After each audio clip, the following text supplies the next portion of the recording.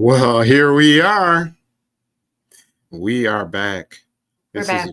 this is a Trippin' Thompson's podcast, Mhm. and I am one of your co-hosts, Mm. Victor.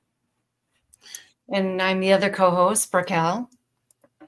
Well, good to see you. Hopefully, how's your day going? Good. It's been a productive day, and that's been a great thing. A lot of variety, a lot of flavor in the day, and I like that. A lot of flavor, Mm-hmm. spicy, Spicy, spicy. tasty, juicy. Mm, It's good. good. It's all good. Mm-hmm. And you? It's going. It's productive as well, and been in lots of meetings the last 2 days, but those have been good meetings. So Well, that's good. yeah. But today, right now, in this moment, We're we gonna are be here with this doing what? lovely community of viewers and listeners. And so thank you all for being here. We love the engagement.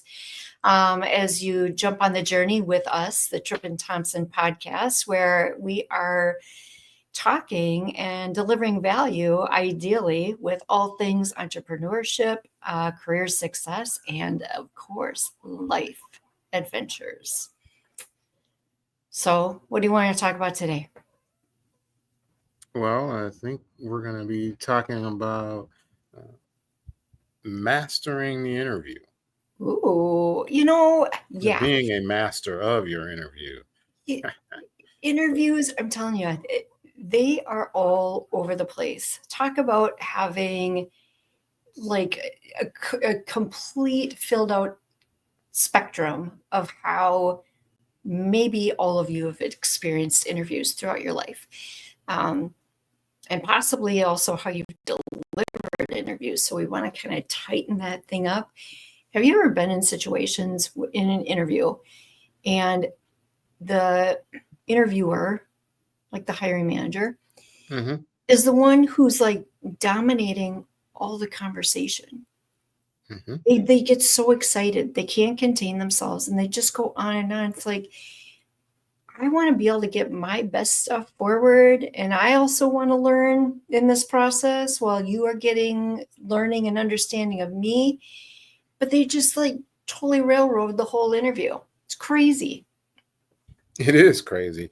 I actually still remember one from my college days when the interviewer spoke almost the entire time.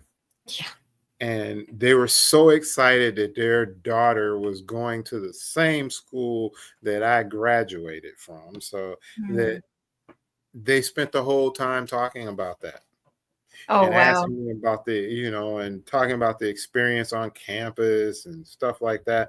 And they did invite me back for a second interview, but I guess they had to because they didn't even know how to answer any. They didn't know how I would say what I would say to anything that they needed to ask me. And I got to tell this quick story. So, with my very first sales job,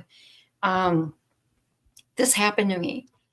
And I don't know if it was just the conditions of the office that we were in, if it was like warm or if it was the time of day.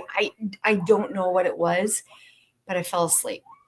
I'm not kidding. The hiring manager, it was like the VP of sales was just going, I'm just talking a lot, right? And I was just doing a lot of listening. And for my style, that's not a great way to engage me. And I fell asleep and I freaked out when I brought myself back to consciousness because I didn't know how long I'd been like out. Maybe it was just a few seconds, maybe it was longer than that, but he was still talking. And man, that was rough. That was rough. He probably I didn't got the even job. Yeah, I was gonna say, he probably didn't even know, right? He was so excited about talking about himself, And the company and yes. Yeah. But I've So been on the other side too, though, where you've done that? yeah, no, where I'm the interviewer, right? Yeah. And the candidate is just giving answers that it's like, did they hear the question? And I know. A lot it's of words, almost, but no message. yeah, it's almost like when I heard this one NBA coach talk about how they go to press conferences. They say, I know what I want to say, so no matter what the interviewer asks me, I just say that. So that's how I felt when I was interviewing this candidate. It was like, there's actually questions here that you need to. In fact, the first time I repeated the question 3 times Mm-hmm. because I never got an answer. And then I decided I'm not going to get one. Yeah, you got to move on. I know. So today we're going to talk about, tips and give a really cool framework about how to approach interviews with confidence. I'd like to say you're going to ace the interview. You probably will if you apply and put these things to practice. What do you say? I say let's do it. We got 3 high impact best practices for interviewees and then 3 for interviewers. Okay. So hang in there. Hang in Don't there. fall asleep. We won't talk the whole. Well, we kind of will talk the whole time because. Okay. But anyway, But people can talk back to us. they Right? could. I Yeah, mean, they can send absolutely. messages. That's Yeah. right. Yeah. So So engage. sure. Mhm. So let's start with the interviewee, right? And the first thing I would say is you need to lead with the problem that you're going to solve. I mean, it's Mhm. about mindset shift Mhm. because when you are talking about who you are to someone, you want to position yourself as the solution, Mhm. which means that you can't go in again, like I've seen many people go into interviews without actually researching the company. You need to research the job description, know the company's main points, use those first questions to answer and tie your experience directly to their needs. Mhm. If you can help show them how you can solve their needs, then that's going to go a long way to you being able to you being viewed as a good candidate, right? And be as specific as you possibly can. Numbers, outcomes, make sure you tell stories. We'll get to that in a second too. But Yeah, we will. And, those are such nice gifts in an interview when the interviewer starts revealing the pain points of the business or the issues that they're having, the challenges, that type of thing. And grab onto those because now you want to wrap a story that highlights your skill, your experience, and how you approach those things. So think about it like, if the hiring manager says, man, we're losing revenue, maybe losing customers because we just can't seem to hit deadlines on time. Well, this is your opportunity to come forward with, here's how I approach project management, mhm. and share a story. And that's going to light up like so much of their neuro system, and they're going to get all geeked up just because now it's relatability. And you're also demonstrating how you can come in and immediately add impact and value.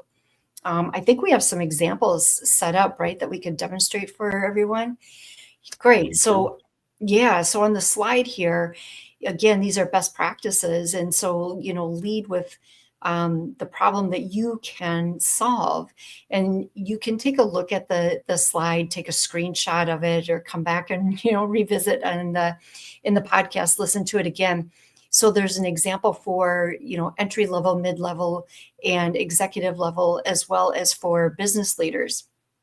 And as you're thinking about this, put it into just a nice, concise message. So I'm just going to pull out the mid-level leader as an example for right now.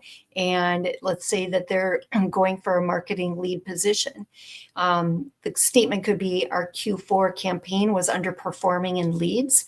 I led a content refresh and repositioned our offer based on analytics, increasing conversions by 27%. I knew we had the talent. We just needed sharper execution.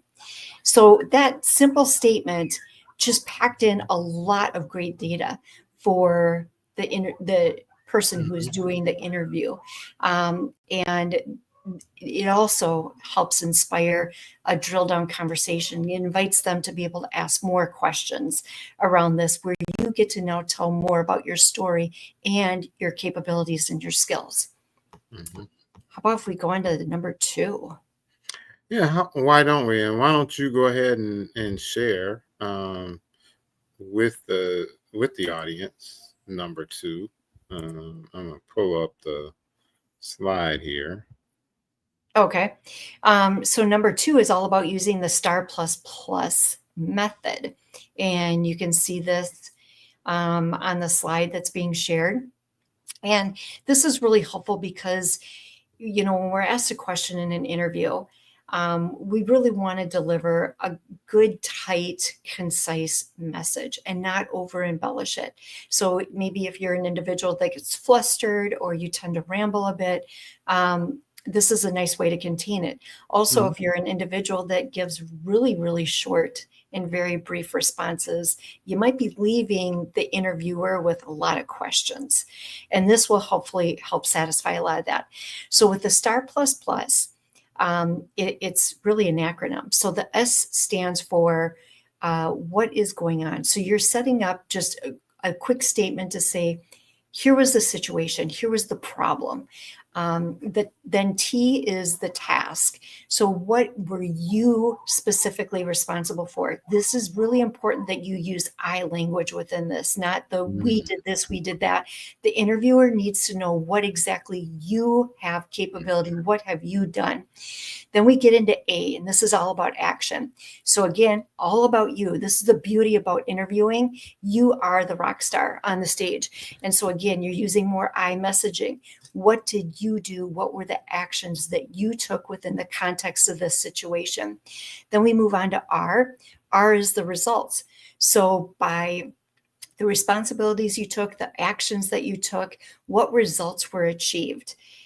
Some of this might be overall talking about project or initiative completion, but really want to focus on what was the impact that you had the control over.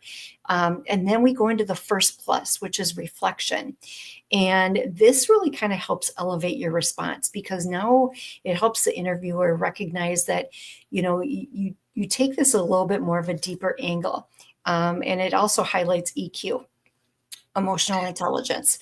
And so the first R plus, is reflection. And that's, what did you learn or what did you realize from going through this? And this is where we'll get into some examples to help you understand, different ways that you can communicate it. The second plus is on transferability. And after going through this experience and upon reflection, how does what this situation do or did for you apply to the job that you are applying for? And it doesn't have to be a direct related element to when you think about the job posting and here's all the requirements of the job, like that kind of thing. You don't have to pick out a line item and say, here's how it applies. But in general, how does it apply? How will the interviewer know that I would bring these things, this mindset, this thinking, this skill set into the work that I will come in and do for this company? Mm-hmm.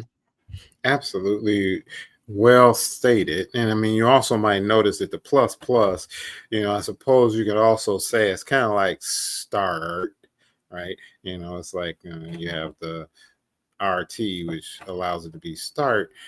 However, it's really important for you to understand that even you, Raquel, you brought up to make sure you say I. Mhm. And I was coaching someone recently, and they said, well, I don't like to be I feel like I'm bragging if I say Yeah. Yeah. Right. I.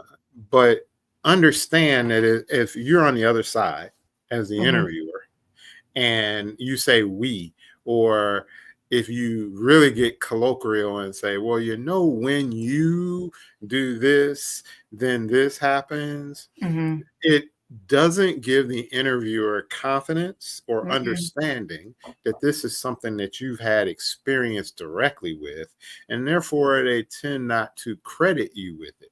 So be That's right. real clear. about Yeah. what you specifically contributed to the picture. Yeah, exactly. And then also, really at all costs, avoid hypotheticals. Well, Hmm. I would, Hmm. um, you know, that's great, but I need to know in these moments, under these conditions, in this situation, what have you done? Hmm. That's so, so important. Um, do you want to share some of the examples about what this looks like? Great. Yes. And let's use the entry level as an example because there are times when you'll look at your experience and you'll say, I didn't directly do this. However, there are things that you have done that would apply to whatever question might need to be answered. Hmm. So in this example, the entry level person uses their internship, and they say, at my internship, we had to deliver a group presentation. So Hmm. that's the situation. The task, I was responsible for the research and the visuals. So very clear about, here are the pieces of the group presentation that I was responsible for. Hmm. And then as an action, I interviewed users and created a summary deck. Now, you may go into a little more detail. However, it's important to understand, here's specifically what you did, right? You went out, you interviewed the users. That was part of your research. You created a summary deck to create the visuals. Hmm. The results then is that now they use our team was chosen to present to the entire company. In that situation, it's okay to say we are we were chosen, because now collectively you are chosen to move forward and present Hmm. to the entire company. Right. uh, from a reflection standpoint, you realized that you're really good at making things that are complex clear. And Hmm. that's something which, whatever you say here, part of it is tied to what the company is looking for, right? If you know that they have issues with creating clarity in the workplace, it's a great time to emphasize this. And Hmm. then, with the other plus, it's like, and I'd use that here to help create better client onboarding materials. So even more specifically to something that was related in the question, likely about potentially onboarding of clients. Yeah, and just a nice simple statement to help the interviewer understand that transferability piece of it. Absolutely. Hmm. Hmm. I Yeah. agree. Okay, so we've covered one, and then we've covered two, and then the third key. You want to introduce that one? Sure. It's to close like you're already thinking about day one. So, what we mean by that is at the end of the interview is really your chance to anchor your value. You don't control the questions that are asked of you. So here's your opportunity to add in what you want to add in. You can also demonstrate your knowledge of the organization by asking questions, right? Hmm. So, like a next step question, as an example, what are some of the, well, we can get into some of the examples in a minute, Yeah. but you ask questions that show that you've been doing research. You talk about how your skills align and how that matches with what the organization needs. And those are Hmm. things which are going to help people look at the interviewer, see you as, a candidate who clearly understands the role and purpose that they can play in the organization. Yeah, and so just kind of pulling out of the air an example statement around this, what it could look like.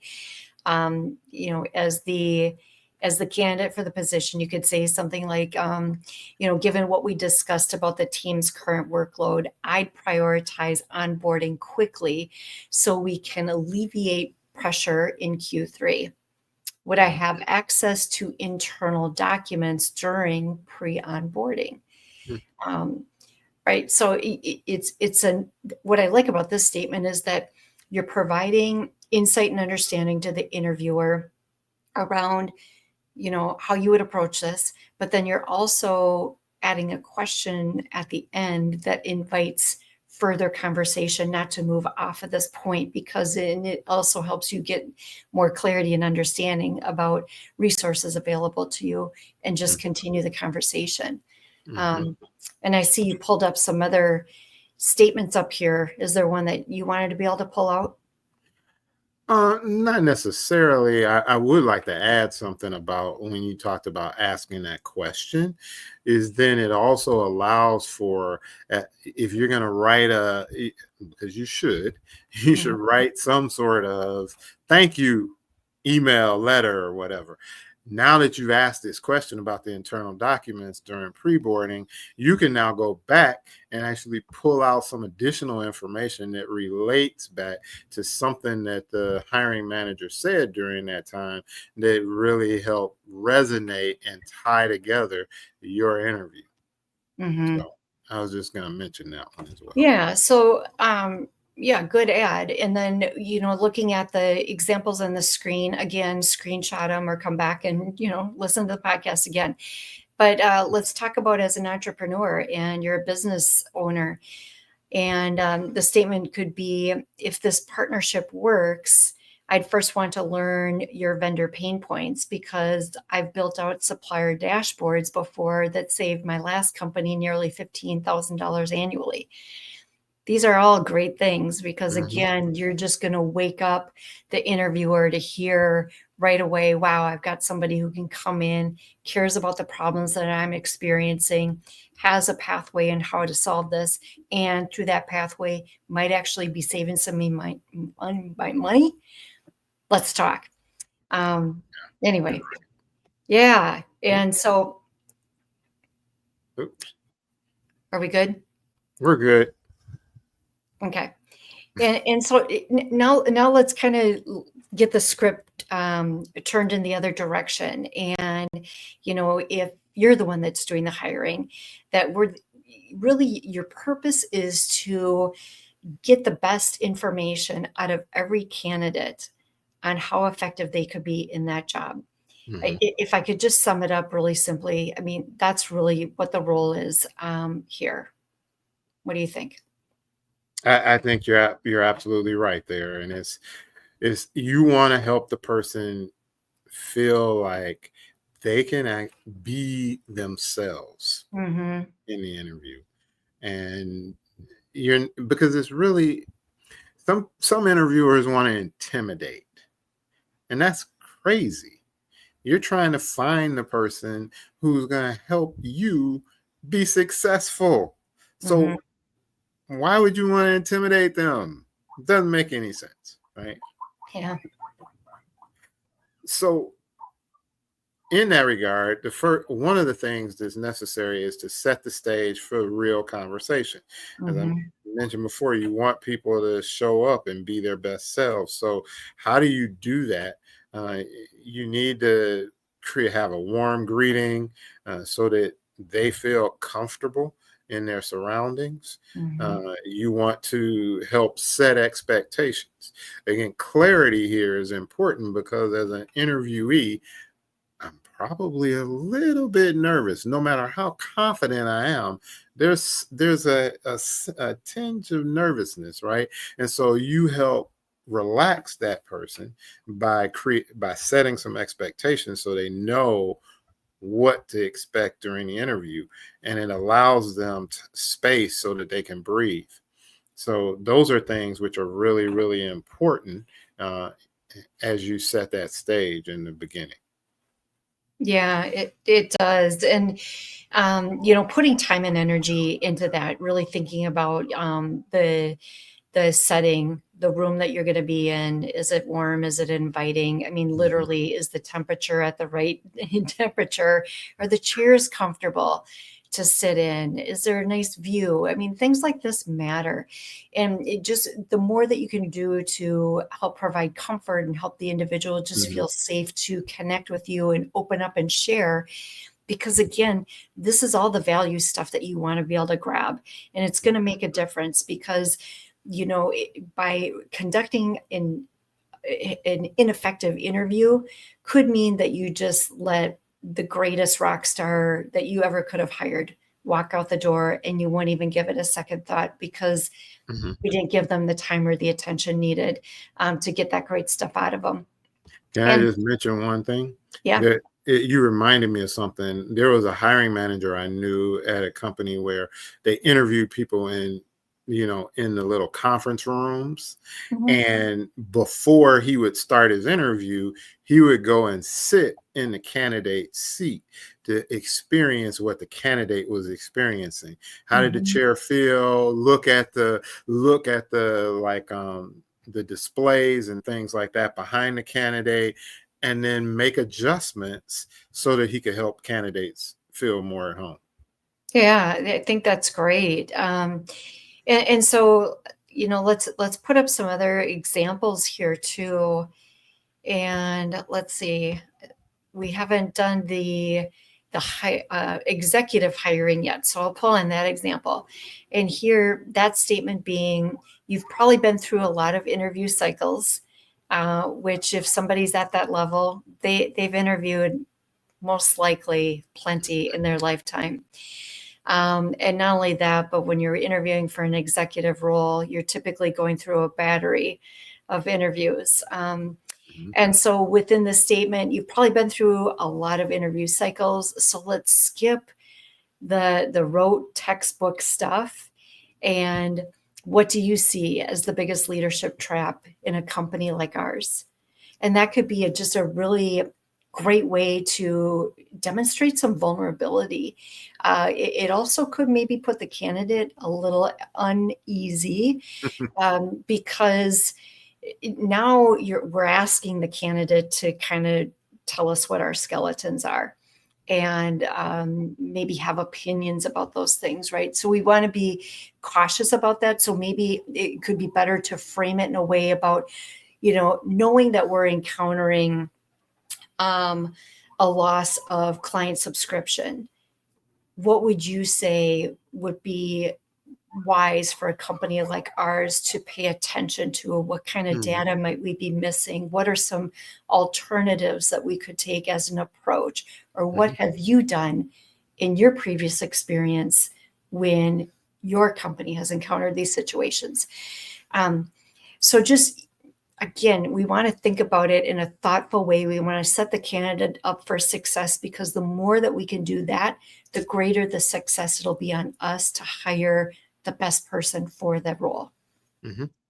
And then when we want to move on to the next aspect of it, which is about get clear on the real need.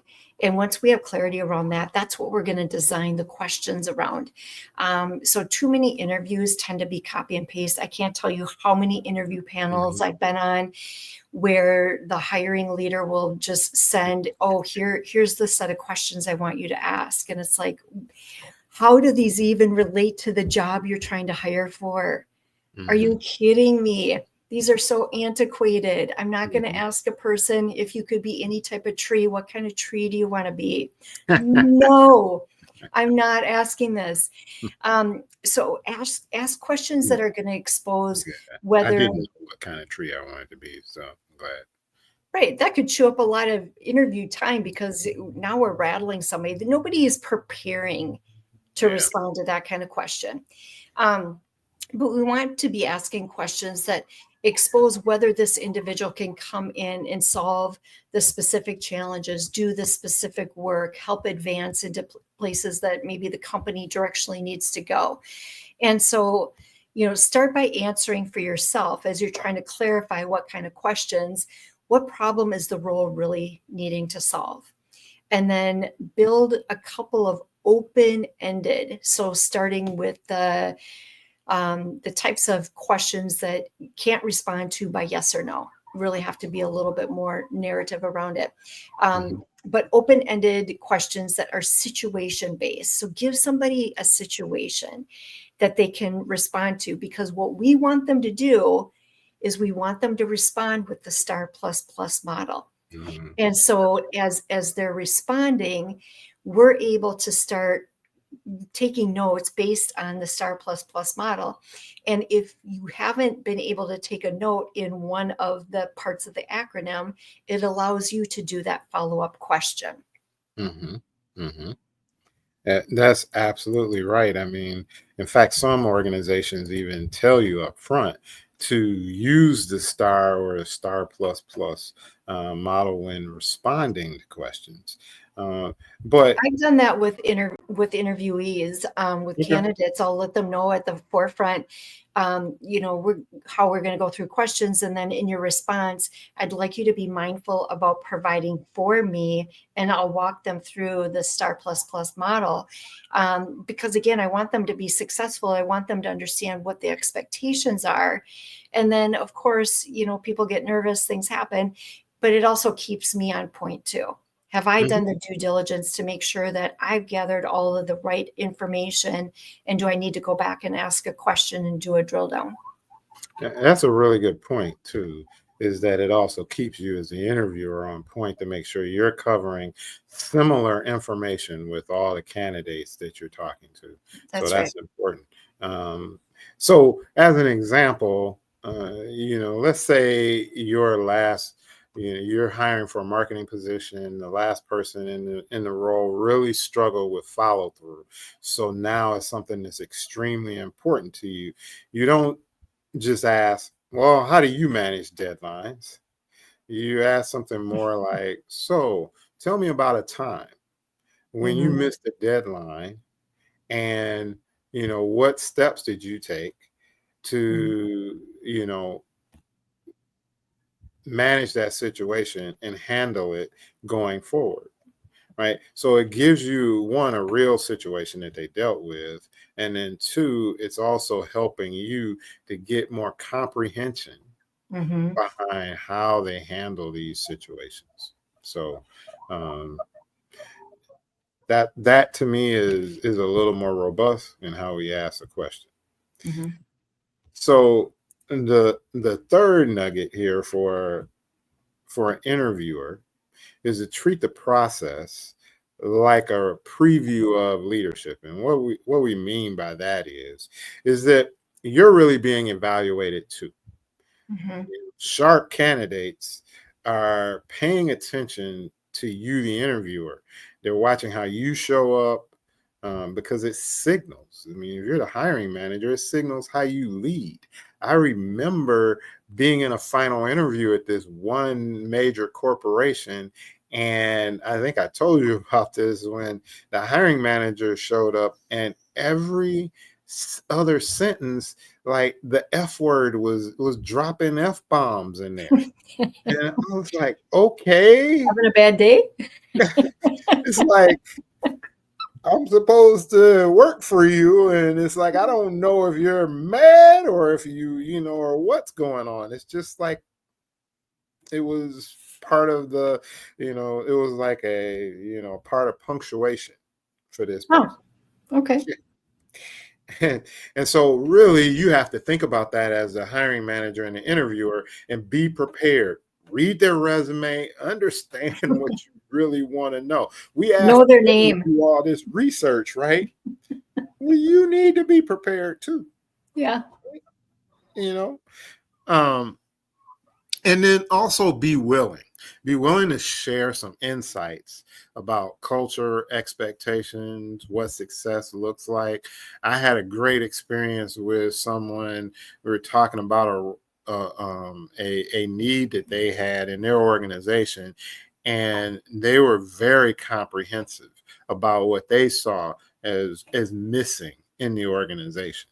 And so that's important for you to understand their perspective, especially if they're the lead, the hiring manager or whoever. So if you're in that situation, Mhm. you want to help that person out, because then you can gain more insight into how they will actually help with those challenges, right? So that's what we mean by number three. And I'm sure you have some tips that you might share? Well, yeah. So, the interview has to end at a point, and ideally at the point in time that was agreeable on both of your calendars. We want to be respectful of everybody involved. But make sure that you're designing the interview so that at the end, the candidate can ask more questions. And then, because not all questions come to people right away, hopefully they already have some prepared. But give them a way to reach back out and ask more questions or get more clarity around anything. And so providing your contact information as the interviewer is very beneficial, or the hiring manager's contact information. And then, we're not just going to say, hey, thanks for your time, great conversation, do you know your way out? But we're going to set up expectations of what are the next steps, and we're going to tell the candidate that the next steps of this interview process include, we have more interviews to do with this round, which will take us until next Friday. Once we conclude those, we'll be reaching back to each of the candidates and letting them know what the status is. Should you be moving forward in the process? These are the additional rounds that will be happening. Maybe you'll have an assessment involved in there, but just kind of giving the full roadmap so that people understand. But in addition to that, you want to help them know how much energy we're going to be putting into this, because it might be, we expect to conclude and have a final decision where we're providing an offer to an individual within 4 weeks. Mm-hmm. And how does that fit with you? As you're moving further around it, down the interview process and narrowing it, getting into kind of more of the final rounds, we want to be checking also to make sure that the timing works with the candidate. And are they actively involved in any other interview processes where maybe there might be some competition? Because if this is somebody you're really hoping to secure and bring on board, you want to be aware of if you might need to go into some negotiations around some things, or what kind of time frame you need to be responsive to. Yeah, that's a really good point. Really good. So hopefully this really helped you, just to bring the star plus method up one more time, so you can see it if you wanted to screenshot it. But whether you're in the interviewee seat, or if you're in the interviewer seat, your job is really to create clarity, invite trust, and move the process forward. That's right. And what we want to set you up with is an opportunity to challenge yourself. And it's an easy challenge. So if you are interviewing, or you want to prepare for the next time you do interview, write a star plus story for something that you have led, that you've completed, you've contributed to a project or an initiative. And don't forget about the plus. So you're doing the situation, the task, the action, the result, the reflection, and then the transferability. Now, if you are hiring and you're doing the interview, make sure to rewrite your interview questions so that they actually reveal something real and something that you are needing to gain insight in on each of the candidates to make a fair evaluation. Absolutely. And what's that? You've got this. Let's go. You've got this. Absolutely. You've got this. And, remember to, like, share, all those other great things that you can do when Post, you're comment, subscribe. That's correct. We want you to do it all. And that's until next time then. We want you to make sure that you're ready for interviewing, no matter which side of the table you're on. Go get it.